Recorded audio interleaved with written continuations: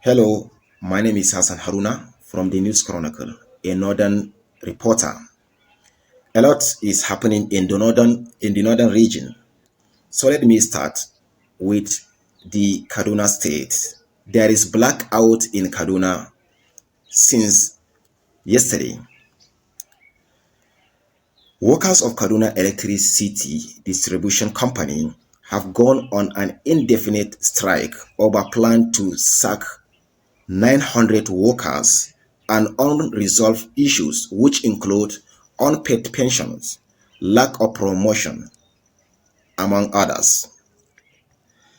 Now, Arewa Accountability Network calls for resignation of NNPCL Chief Melekari over retirement age. The group demanded the mandatory resignation of the NNPCL Chief Melekari, who turned to 60 years and reached the mandatory retirement age as outlined in the Nigerian Civil Service Rule, according to the group.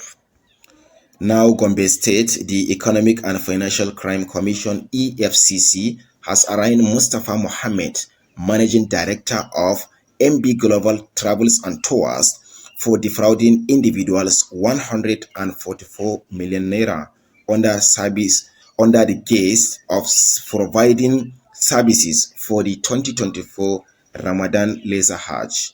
Mustafa was allegedly collected fund for tickets via it. Now, Taraba State, the Nigerian army has disclosed that a village head accepted 1.5 million naira from bandits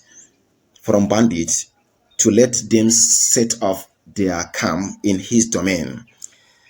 This has worsened insecurity in the region, and many people rising complain that how a village head can collect a sum of money to allow bandits to operate in their domain.